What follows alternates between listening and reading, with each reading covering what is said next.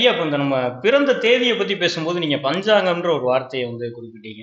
இப்ப சமீபத்தில எல்லாரோட வீட்லயுமே இந்த கேள்வி ஒரு பெரிய டிஸ்கஷனாவே போயிட்டு இருந்தது. என்ன அப்டின்னா, இந்த சனி பெயர்ச்சி அப்படிங்கிறத நம்ம பார்த்தோம். இந்த சனி பெயர்ச்சியில திருநள்ளாறு சனீஸ்வரர் கோயில்ல ஒரு அறிவிப்பு விட்டிருந்தாங்க. இந்த வருஷம் சனி பெயர்ச்சின்னு இல்ல. இந்த பஞ்சாங்கத்தின் அடிப்படையில அப்படின்னு சொல்லி ஒரு அறிவிப்பு வந்தோனே, மக்கள்கிட்ட எல்லாமே ஒரு குழப்பமான ஒரு சிந்தனை என்ன இருந்தது அப்டின்னா, இப்ப பஞ்சாங்கம்னா என்ன? ஜோதிடத்திலேயே நெறைய வகையான பஞ்சாங்கங்கள் இருக்கா? அப்ப நம்ம எத பார்க்கணும்? எதன் அடிப்படையில ஜோதிடம் அப்படிங்கிறத நம்ம புரிஞ்சுக்கணும் அப்படின்ற கேள்வி எல்லா மக்கள்கிட்டயும் வந்துச்சு. அப்ப இந்த பஞ்சாங்கம் அப்படிங்கிறத மக்கள் எப்படி புரிஞ்சுக்கணும்? இதுல எத்தன வகையான பஞ்சாங்கங்கள் அப்படிங்கிறது இருக்குங்கய்யா? பஞ்சாங்கம் நிறைய வகை இருக்கு. அதை 2 பெரும்பிரிவா பிரிக்கலாம். ஒன்று வாக்கிய பஞ்சாங்கங்கள் அல்லது திருக்கணித பஞ்சாங்கம் 2ஆ பிரிக்கலாம். ஆனால் அறிவியல் சார்ந்த ஒரு கருத்து வேணும் அப்படின்னா அதில் திருக்கணித பஞ்சாங்கத்தில் தான் பூரணமாக இருக்கு. அப்போ வாக்கியங்கிறது எப்படி வந்தது? ஆதி காலங்களில், அதாவது முற்காலங்களில் அந்த வாக்கிய பஞ்சாங்கம் பயன்பாட்டில் இருந்தது. ஆனால் காலப்போக்கில் அதுலேருந்து இருக்கக்கூடிய சின்ன சின்ன பிரச்சனைகளை சரி செஞ்சு கணித அறிவாக கொண்டு வரும்போது, சரியான அயனாம்சம் அல்லது நகர்வு இதில் கொண்டு வரும்போது திருக்கணிதம் சரின்னு நிரூபிக்கப்பட்டாச்சு. அதனால் பயன்படுத்தக்கூடிய பஞ்சாங்கம் திருக்கணிதமாக இருப்பது சால சிறந்தது. இது என்னோட கருத்து. இப்போ வாக்கியம் பொய்யானா வாக்கியத்துடைய அடிப்படையில் இன்னைக்கு அமாவாசை, பௌர்ணமி, சந்திராஷ்டமம் அது எல்லாமே அது சரியாகவும் இருக்கு. அப்போ கோவில் திருவிழாக்களுக்கு வாக்கிய பஞ்சாங்கத்தை பயன்படுத்தலாம். ஆனால் பலன் சொல்வதற்கு அப்படின்னு பயன்படுத்தும்போது திருக்கணித பஞ்சாங்க அடிப்படையில் பயன்படுத்துவது தான் சால சிறந்த ஒன்று. அவர் கேட்கும்போது சனிப்பெயர்ச்சிங்கிற ஒரு வார்த்தை சொல்லிட்டார். நம்ம சனிப்பெயர்ச்சி திருக்கணித அடிப்படையில் வந்துருச்சு. அதனால் அது சரியாக அதை பயன்படுத்துறது முறையாக இருக்கும். கோவிலில் அறிவிக்கிறாங்க அப்படின்னா அந்த சனியோடைய அந்த கால அளவு அந்த பஞ்சாங்க முறையில் இன்னும் காலம் இருக்குது. அதெல்லாம் அவங்க சொல்லலாம். அது விழாக்களுக்கு அதை சனி பயிற்சியாக பயன்படுத்த வேண்டாம். ஆனால் பலன்கள் தெரிந்து கொள்வதற்கு, பலன்கள்லேருந்து நம்ம அடுத்த கட்டத்துக்கு போகிறதுக்கு சனி பயிற்சி திருக்கணித அடிப்படையில் நடந்துருச்சுக்கிறது தான் நிதர்சனமான உண்மை. நீங்கள் விசிபிளாக சயின்டிஃபிக்காக பார்க்கணும்னா நம்ம அதை ஒரு அறிவியல் சாரங்களை போய் பார்க்கலாம். அதில் முழுக்க முழுக்க திருக்கணித அடிப்படையில் சனி பயிற்சி நடந்துச்சுங்களை தெளிவர விரும்பலாம். மக்களும் புரிஞ்சுக்கலாம். அப்ப சனி பயிற்சி அப்படிங்கிறது இந்த வருஷம் நடந்துருச்சு அப்படிங்கிறத நம்ம ஏத்துக்க முடியுதுங்க. இப்ப நீங்க பேசும்போது ஒரு வார்த்தை இந்த சந்திராஷ்டமம் அப்படின்னு ஒரு வார்த்தைய நீங்க சொல்லியிருந்தீங்க. இந்த சந்திராஷ்டமம் அப்படிங்கிறது நிறைய பேர்கிட்ட நானும் கேட்டு தெரிஞ்சுக்கிட்டேன். பொதுவா இன்னைக்கு நிறைய தொழில் பண்றவங்க எடுத்துக்கிட்டீங்க அப்படின்னா, "நீ சந்திராஷ்டமம் நான் இந்த வேலையை செய்ய மாட்டேன். நீ சந்திராஷ்டமம் நான் எந்த விதமான தொழில் ரீதியான நடவடிக்கையை எடுக்க மாட்டேன்." அப்படின்ற ஒரு எண்ணம் நிறைய பேர்கிட்ட இருக்கு. உண்மையாவே இந்த சந்திராஷ்டமம் அப்படிங்கிறது ஒரு மனிதனுக்கு எந்த அளவுக்கு ஒரு மாற்றத்தை குடுக்கும்? அத நம்ம எப்படி அந்த சந்திராஷ்டமத்த எடுத்துக்கணுங்க? எப்போ ஒரு கிரகங்கள் வெப்பத்தை வெளியிடுது, வெளிச்சத்தை வெளியிடுது, சலனத்தை ஏற்படுத்துது அப்படின்னு நம்ம கருதுறோமோ இல்லை அதை உணர்றோமோ அப்போவே நமக்குள்ள உணர்வுல பரிணாம வளர்ச்சி ஏற்படுதுன்னு அர்த்தம். இந்த சந்திராஷ்டமங்கிறது சந்திரன்கிட்ட பிரதிபலிக்கக்கூடிய உணர்வு அலைகள் அல்லது எண்ண அலைகள் அல்லது கதிர்வீச்சுக்கள் நம்ம கிட்ட நேரடியாக நல்ல தன்மையில் இல்லை அப்படின்னு உணர முடியும். அப்போ சந்திராஷ்டமத்தன்னைக்கு நம்ம மனசு ஆளுமை செய்யக்கூடிய கிரகமான சந்திரனுடைய கதிர்வீச்சு சரியான விதத்தில் இருக்காது. சலனங்கள் அதிகமாக இருக்கும். அந்த சலனங்கள் அதிகமாக இருக்கிறதுனால அன்னைக்கு எடுக்கக்கூடிய முடிவுகள் பதட்டத்தில் தவறுகளாவோ இல்லை செய்ய வேண்டிய வேலையை விட்டுட்டு வேற புது வேலை செய்ய போய் திட்டமிடல் இல்லாமலோ சிக்கிக்கிறாங்க. அதனால சந்திராஷ்டமத்துக்கு எல்லாருமே பயப்படுறாங்க. நம்முடைய எண்ண அலைகள் நம்ம கட்டுப்பாட்டில் இல்லாமல் வேறு ஒரு எண்ணங்களை தாங்கி நிற்பதை உணர முடியுது. அதனால இந்த சந்திராஷ்டமத்தை பயப்படுறாங்க. இது நெகட்டிவாக இருக்கு. இந்த சந்திராஷ்டமங்கிற அந்த 2.25 நாளில் கூட ஒரு நாள் மட்டும் அதிகப்படியான எதிர்மறை எண்ணங்களை உருவாக்குது.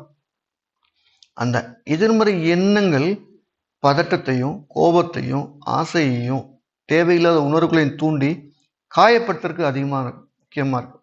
அதனால் சந்திராஷ்டமத்தை எல்லாரும் தவிர்க்கிறாங்க. ஒரு சாதாரண ஒரு கேலண்டர் வாங்கினா கூட அதில் சந்திராஷ்டம தினம்னு மென்ஷன் பண்ணுறாங்க. அந்த அளவுக்கு மக்களை நேரடியாக போய் அணுகிருக்கிறத சொல்லலாம். அப்போ ஒளிகளால் தாக்கத்தை ஏற்படுத்தக்கூடிய முக்கியமான கிரகம் சந்திரன். அந்த சந்திரன் அந்த சந்திராஷ்டம தினத்தன்னைக்கு எதிர்மறை எண்ணங்களை ஏற்படுத்தினா செயல்கள் தவறாக முடிகிறது. எண்ணங்கள் தவறுகளாக கொண்டு போய் விடுங்கனால நம்ம தவிர்க்கிறோம்.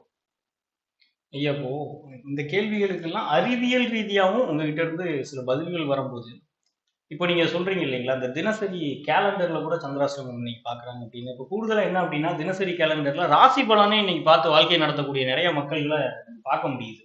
ஜோதிடம் அப்படிங்கிறது ஒரு கடல். வாழ்க்கையில அடிப்படையா அவனோட வாழ்க்கை முறையே இந்த ஜோதிடம் அப்படிங்கிறத கணிக்க முடியும் அப்படின்றதுல, தினசரி இந்த ராசி பலன பார்த்து வாழக்கூடிய மக்களுக்கு நீங்க சொல்றது என்ன? என்ன கருத்த நீங்க சொல்றீங்க? பாருங்க 12 விதமான உணர்வுகள் இருக்கு. அந்த 12 விதமான உணர்வுகளும் சந்திரன் 12 ராசியில வந்து நமக்கு ஏற்படுத்துதுங்கிறது தான் நம்ம ஜோதிடத்துடைய ஒரு அடிப்படை உண்மை.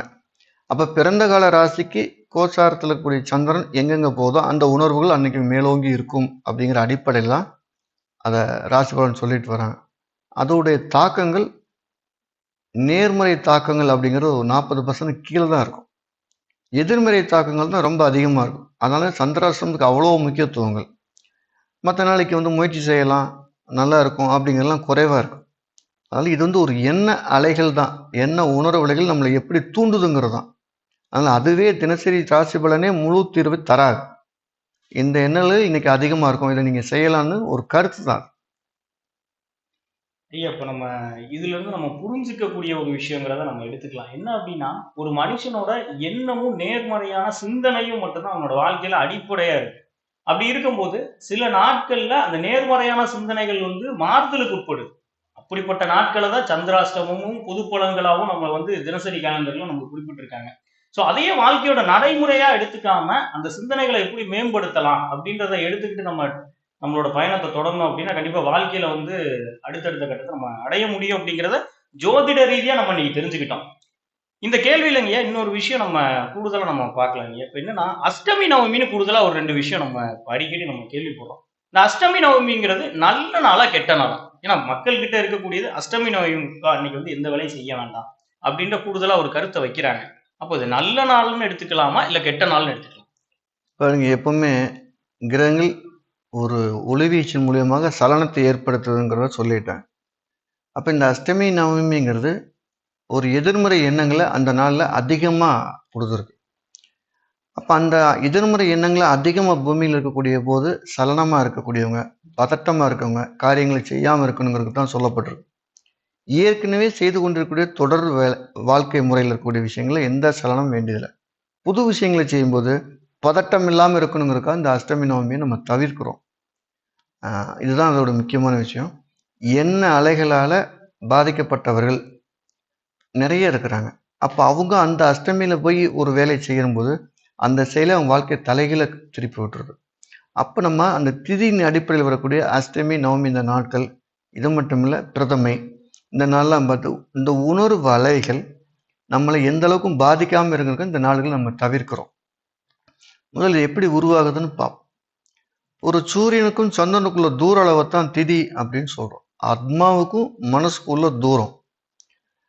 கிரக ரீதியா பார்த்தீங்கன்னா அஷ்டமிங்கிறது ஒரு கேந்திரத்தில் அமைக்கக்கூடிய அற்புதமான அமைப்பு. ஆனால் திதி ரீதியா பார்த்தீங்கன்னா உணர்வு எல்லைகள் மூலியமா பார்த்தீங்கன்னா அது கண்டிப்பாக தவறு. ஆத்மா ரீதியா வாழக்கூடிய, பேராசை இல்லாமல் வாழக்கூடிய நபர்களுக்கு அந்த திதி நன்மை செய்யுது. அதுதான் அந்த கிரகத்தில் சூரியனுக்கு சந்திரன் கேந்திரத்துல இருந்தா அஷ்டமின்னு பேர். அப்படி இல்லாமல் ஆசாபாசங்கள் அதிகமாகி தன்னுடைய ஆசைகளுக்கே பிரதானமாக வரவங்களுக்கு அஷ்டமி கடுமையான பாதிப்பை கொடுக்குது. ஸோ அந்த ஆசாபாசத்தோட நெருங்குறவங்களை தான் நம்ம அஷ்டமிக்கு செய்யாதீங்கன்னு சொல்றோம். மற்றபடி ரொட்டீன் ஒர்க்கில் ஆத்மாத்ம செய்யக்கூடிய நபர்களை செய்ய சொல்கிறோம். ஒரு அனிச்சை செயலாக ஒரு சர்ஜரி பண்ணக்கூடிய சர்ஜனுக்கு அஷ்டமி இல்லை நவமி இல்லை என்னைக்கும் அது சக்ஸஸ் தான். புதுசாக பதட்டத்தில் ஒருத்தர் கத்தி எடுக்கிறனா செய்யாதீங்க, இன்னைக்கு செய்யாதீங்க. பதட்டம் உங்களுக்கு காயப்படுத்திடும், வேணான்னு தவிர்க்க வரும். இதுதான் அது இருக்கிற விஷயம். அப்போ மனதை ஒருநிலைப்படுத்துறது அப்படிங்கிறது வந்துட்டு நம்மளோட எண்ண அலைகளால அப்படிங்கிறத நம்ம புரிஞ்சுக்க முடியுது. ஐயா, இப்ப இந்த ஜோதிடத்திலே வந்து நாடி ஜோதிடம், எண் கணிதம் அப்படின்னு கூடுதலா 2, 3 விஷயங்கள நம்ம கேள்விப்படுறோம் இல்லைங்களா? இப்ப இது வந்து ஜோதிடத்திலே வகைகளா? இத நம்ம மக்கள் வந்து எப்படி புரிஞ்சுக்கணும்? எந்த தேவைகளுக்காக இத நம்ம பயன்படுத்தணும்? ஜோதிடத்துடைய வகைகள்னு பார்த்தீங்கன்னா நிறைய இருக்கு. அதில் ஒரு பெரும் பிரிவு நாடி ஜோதிடம். இன்னைக்குமே அதில் இருக்கக்கூடிய சூட்சுமங்களை முழுசாக சொல்ல முடியுமான்னா சொல்ல முடியல. அது பொய்ன்னு சொல்லி நிரூபிக்கவும் முடியல. அது உண்மைன்னு அதை பின்தொடர்ந்து போகவும் முடியல. அதுக்கு 2 பெரிய விஷயம் என்ன அப்படின்னா, ஒருத்தர் உன்னை கொடுத்தவனே அவர் இந்த நாடி ஜோதிடத்துக்கு பேரும் சொல்றார், ஊரும் சொல்றார், அப்பா அம்மாவோட பேரை சொல்றார். இன்னைக்கு வரைக்கும் அது பொய்ன்னு நிரூபிக்க முடியல. அது உண்மைதான் சொல்ல முடியுது. ஆனால் அந்த ஈவெண்ட்டுக்கு அடுத்து அவங்க நீ தொடர வேண்டிய விஷயங்கள்னு சொல்றதுல நிறைய முரண்பாடுகள் நிறைய இருக்கு. அப்ப நாடி ஜோதிடம்ங்கிறது பொய்யானா பொய் இல்லை. ஏன்னா முனிவர்களால் ஏற்படுத்தப்பட்ட எந்த வித்தையும் பொய்யாகாது. அவங்க அந்த ஜோதிடத்தோடு எவ்வளவு ஈர்ப்பா ஆத்மார்த்தமா எவ்வளவு இது உழைப்ப போடுறாங்களோ அந்த அளவுக்கு தான் அதுல இருந்து உண்மை வருது. அதனால அந்த படித்து சொல்லக்கூடிய நாடி ஜோதிடத்தை படித்து சொல்லக்கூடியவுடைய ஆத்மார்த்தமான ஈடுபாடும் உள்ளுணர்வும் குரு பக்தியும் தான் அங்கே பிரதானமாக இருக்கு. அப்படி இருக்கவங்களுக்கு அந்த நாடி ஜோதிடம் பயன்படுது. ஜோதிடத்தோட அது ஒரு வகை தான், அதை முழு பொய்ன்னு சொல்ல முடியாது. ஆனால் அப்படி நாடி ஜோதிடத்தை மட்டுமே நம்பிட்டு போகிறவங்க நல்லா இருக்காங்கன்னா இல்லை. ஏன்னா ஏதேனும் ஒரு இடத்துல அந்த படித்து சொல்லக்கூடியவருடைய ஆத்மாவோ இல்லை கேட்டுப்பவருடைய ஆத்மாவோ ஒன்று இணையலை அப்படின்னா அங்கே வியாபாரமாக தப்பு நடக்கிறதுக்கும் வாய்ப்பு இருக்கு. ஒன்று இந்த அறிவியல் பூர்வமாக நெருங்கி போனோம்னா இதில் நிறைய கருத்து வேறுபாடு இருக்கு. ஆனால் நம்ம அனுபவத்தில் ஒரு 60-70% அற்புதமான உண்மைங்கிறத மாற்று கருத்து எல்லாமே ஏற்றுக்கலாம். ரெண்டாவது, எண்கணிதம்னு ஒரு வார்த்தையை சொல்லிட்டீங்க. எண்கணிதங்கிற ஒரு பேட்டர்ன். அந்த 30 தேதி இல்லை 31 தேதிக்குள்ள இந்த மனிதர்கள் இப்படி அமைகிறாங்கிற ஒரு பேட்டர்ன். அந்த பேட்டர்ன் நம்ம கண்டுபிடிச்சிட்டோம்னா அந்த எண்கள் அப்படிங்கிறத ஒரு பேட்டர்ன் தான். அந்த பேட்டர்னை தெரிஞ்சுக்கிட்டோம் அப்படின்னோம்னா அது குறிப்பிட்ட வட்டத்தில் இயக்கிக்கிட்டே இருக்கு.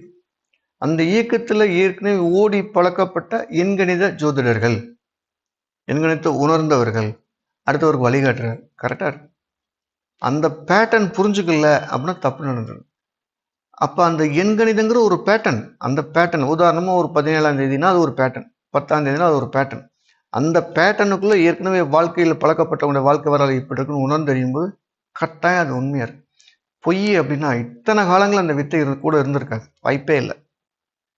அதனால் எண்கணிதங்கிற ஒரு பேட்டர்ன், அந்த பேட்டர்னுங்கிறது ஒரு குறிப்பிட்ட வரைபடம்னு கூட வச்சுக்கலாம்.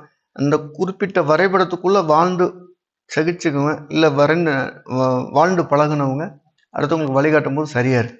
அதனால் அது பயன்படுத்தலாமான்னா பயன்படுத்தலாம். புரிஞ்சுக்க முடியுது இல்லையா?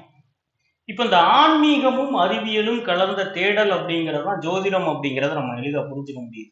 இந்த ஜோதிடம் அப்படிங்கிறது ஒரு பெரிய கடல் அப்படிங்கிறத நம்ம ஆரம்பத்திலே பார்த்தோம்.